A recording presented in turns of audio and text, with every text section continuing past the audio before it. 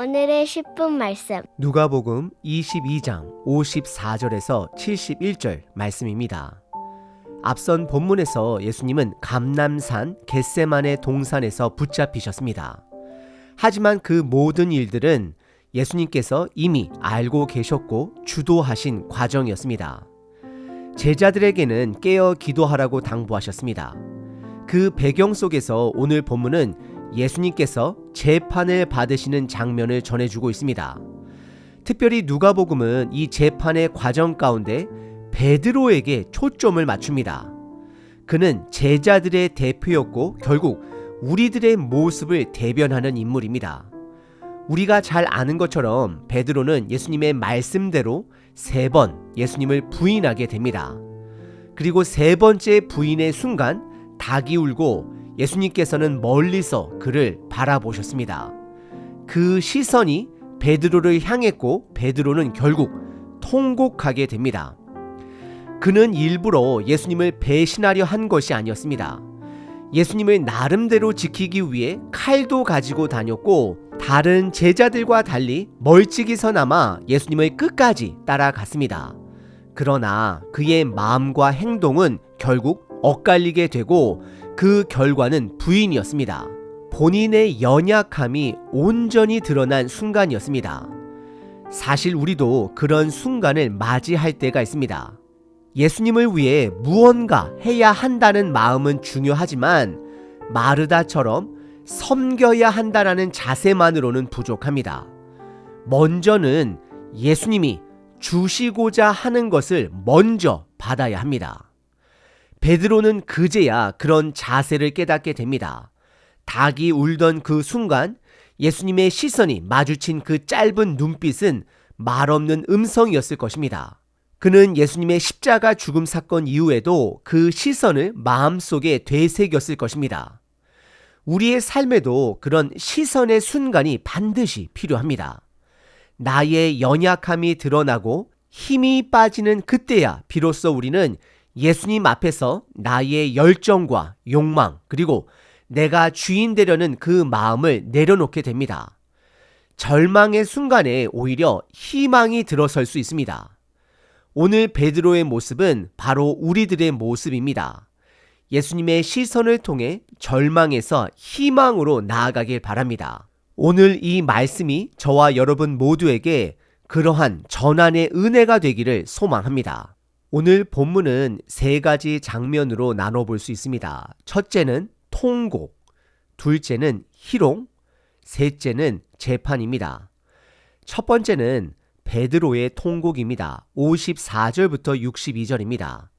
54절에 보면 예수님은 붙잡히신 뒤 대제사장의 집으로 끌려가시고 그 집 안에 구금되십니다. 아직 동이 트지 않은 시간이었습니다. 그때 베드로는 멀찍이서 예수님을 따라갔습니다. 사람들은 마당에 불을 피우고 둘러 앉아 있었고 베드로도 그 자리에 함께 있었습니다. 그때였습니다. 56절에 한 여종이 불빛에 비친 베드로의 얼굴을 보고 말합니다. 이 사람도 예수와 함께 있었던 자다. 당시 여종은 매우 낮은 신분이었습니다. 그런 여종에게 지목당하는 것은 베드로에게는 굉장한 수치였을 것입니다. 베드로는 곧바로 부인합니다. 나는 그를 알지 못하노라. 그리고 58절에 다른 사람이 다시 말을 합니다. 너도 그들과 한패다. 그러자 베드로는 더 강하게 부인합니다. 이 사람아 나는 아니로다. 59절에서는 시간이 조금 지나서 다른 한 사람이 베드로를 지목합니다. 이번에는 그의 말투와 출신을 근거로 예수와 함께 있었던 자라고 주장합니다. 요한복음에는 이 사람이 베드로가 귀를 잘랐던 말고의 친척이라고 기록되어 있습니다. 그는 감람산에서 있었던 일을 기억하고 있었던 것입니다. 그러자 60절에 베드로는 다시 강하게 부인합니다. 이 사람아 나는 내가 하는 말을 알지 못하노라. 그 말이 채 끝나기도 전에 닭이 웁니다. 61절에 바로 그때 주께서 예수님께서 돌이켜 베드로를 보셨습니다. 예수님은 고개를 돌려 베드로를 바라보셨고 베드로는 그 눈빛에서 모든 걸 떠올리게 됩니다. 예수님이 전에 하신 말씀, 오늘 닭 울기 전에 내가 3번 나를 부인하리라. 그 말씀이 떠올랐습니다. 베드로는 예수님의 시선에서 무엇을 느꼈을까요? 슬픔이었을까요? 실망, 고통, 연민. 어떤 감정이었든 그 눈빛은 말보다 더 강한 회복의 메시지였습니다. 먼저 베드로는 그 순간 무너집니다. 밖으로 나가 심히 통곡하며 울었습니다. 62절의 그 눈물이 끝이 아니었습니다. 오히려 그의 회복이 시작된 자리였습니다. 자신의 확신과 열정으로 가득했던 베드로는 그 중심 자리를 비워 예수님께 비로소 내어드릴 수 있게 됩니다. 그렇습니다. 드디어 베드로는 예수님이 주시고자 하셨던 바로 그 자신의 연약함을 받아들인 것입니다.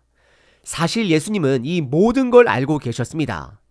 앞선 본문의 22장 32절 6월절 식사 자리에서 예수님은 그에게 이렇게 말씀하셨습니다. 그러나 내가 너를 위하여 내 믿음이 떨어지지 않기를 기도하였노니 너는 돌이킨 후에 내 형제를 굳게 하라. 예수님은 이미 회복 이후에 사명까지 준비해 주셨습니다. 그리고 지금 베드로는 돌이키는 중입니다. 두 번째 본문은 희롱입니다. 63절서부터 65절입니다.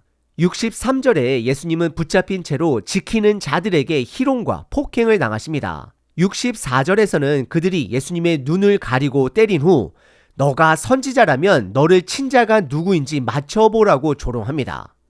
그들은 예수님을 가짜 선지자처럼 취급하지만 실제로는 그들의 행동 하나하나가 하나님 아버지의 예언을 성취하고 있는 일들이었습니다.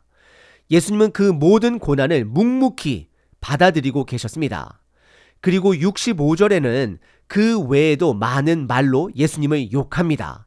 이는 단순한 조롱이 아니라 신성 모독에 해당하는 행위였습니다.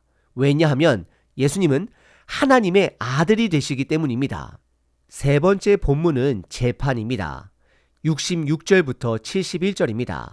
66절을 보면 새벽이 지나고 하루가 밝아오면서 유대의 최고 법정인 산헤드린 공회가 모이게 됩니다. 로마법 아래에서는 유대인들에게 사형 선고는 가능했지만 사형 집행은 로마 총독의 승인을 반드시 받아야 했습니다. 그래서 종교 지도자들은 먼저 예수님께 죄를 씌우기 위해 신문을 시작합니다. 67절에 그들이 이렇게 말합니다. 내가 그리스도이거든 우리에게 말하라. 그들이 말하는 그리스도, 즉 메시아라는 표현은 당시 여러 가지 의미로 사용되었습니다. 대부분은 이 메시아를 정치적 해방자, 곧 다윗의 후손으로 오는 왕으로 이해했습니다. 어떤 사람들은 메시아를 제사장적 인물로, 또 어떤 사람들은 신적인 존재로 받아들이기도 했습니다. 하지만 예수님은 이 모든 기대를 초월하는 기름 부음을 받은 메시아셨습니다. 다윗의 후손으로 오신 온전한 왕 되시고 온전한 대제사장 되시며 그리고 하나님의 아들로서 고난을 받으시는 메시아로 이 땅에 오신 분이셨습니다. 예수님은 그들에게 대답하십니다. 67절에 내가 말할지라도 너희가 믿지 아니할 것이요 68절에 내가 너희들에게 물어도 너희가 대답하지 아니할 것이다 라고 말씀하십니다. 그리고 69절에서는 예수님은 그분의 참된 정체성을 이렇게 밝히십니다. 이제부터 인자가 하나님의 권능의 우편에 앉아 있으리라. 이 말씀은 다니엘서 7장에서 나오는 인자, 즉 하나님의 권세를 위임받은 자로서 예수님 자신이 심판자로 오셨다라는 선언이었습니다. 종교 지도자들은 이 말을 곧바로 이해하지 못했습니다. 그러나 예수님은 분명히 고난받은 메시아로서 자신의 사명을 선포하신 것입니다. 그러자 70절 종교 지도자들이 다시 묻습니다. 그러면 내가 하나님의 아들이냐? 이때 예수님은 그들에게 너희들이 내가 그라고 말하고 있다라고 답하십니다.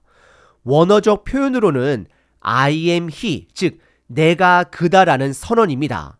이것은 단순한 자기 소개가 아니라 하나님의 이름 야훼의 표현을 반영한 신적 정체성 고백이었습니다. 마침내 71절에 그들은 이렇게 말합니다. 어찌 더 증언을 요구하리요? 우리가 친히 그의 입에서 들었노라. 이 말로써 예수님에 대한 신문은 끝나게 됩니다. 종교 지도자들은 예수님의 정체성 고백 자체를 신성 모독으로 판단하고 로마 법정으로 넘길 준비를 하게 됩니다. 오늘 본문은 베드로의 통곡과 예수님의 재판을 통해 우리 삶에 주시는 예수님의 메시지를 보여줍니다. 예수님은 고난을 받으실 것도 십자가 위에서 죽으실 것도 아셨습니다. 제자들이 다 도망할 것도 아셨고 베드로가 3번 부인할 것도 미리 말씀하셨습니다. 그리고 그 말씀은 그대로 이루어졌습니다. 베드로는 닭이 울기 전 예수님을 3번 부인하게 됩니다. 하지만 그 말씀이 성취되었다라는 것은 동시에 또 하나의 약속, 즉 죽은 지 사흘 만에 살아나리라 하신 그 말씀도 반드시 성취된다라는 사실을 보여줍니다. 베드로는 예수님의 시선을 통해 무너졌습니다. 통곡합니다. 그러나 그 무너짐은 끝이 아니었습니다. 회복을 위한 통곡, 무너짐이었습니다. 우리 삶에도 이런 예수님의 시선이 필요합니다. 그래야 나의 계획, 나의 고집, 나의 과한 열정, 지나친 자신감을 내려놓을 수 있습니다. 그리고 나의 연약함을 인정하게 됩니다. 그제야 우리는 예수님을 더욱 찾고 더욱 의지하게 됩니다.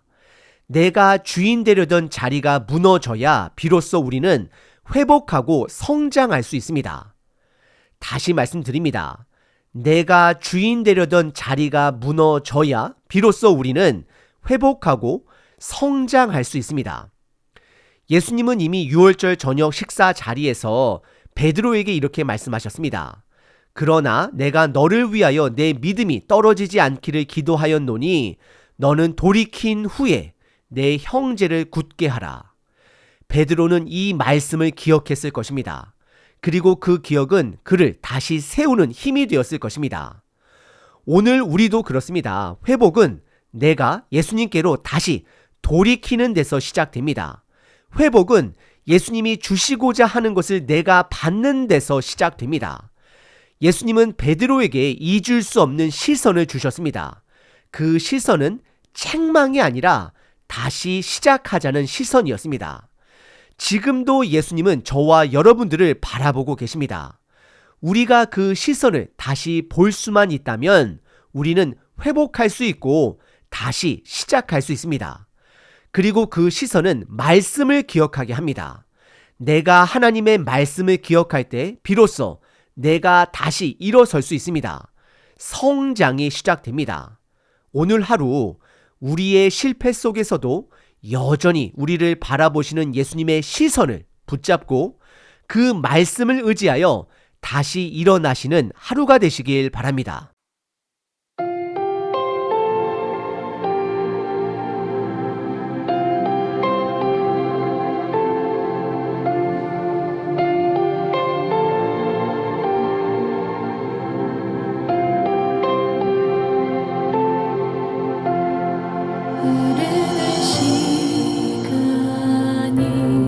한숨만 남기고 반복된 실패 속 지쳐갈 때 내 맘의 소망이 눈물 조각 될 때 내 곁에 다가와 부르시네. 주님의 시선 나를 비추시고 상처난 내 맘 만지시네. 말씀하시고 회복해 하시네. 주의 사랑이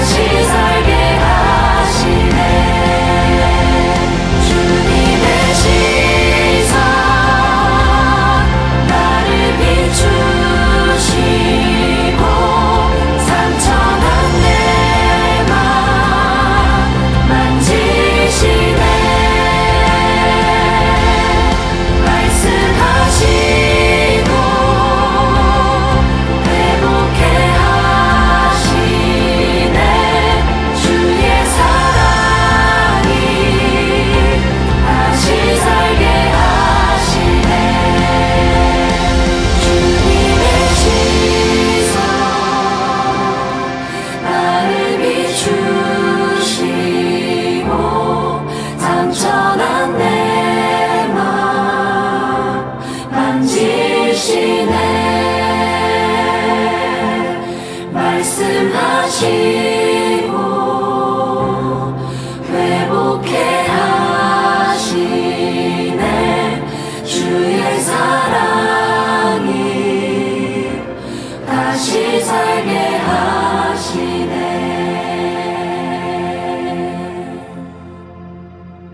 항상 기뻐하라. 쉬지 말고 기도하라. 범사에 감사하라.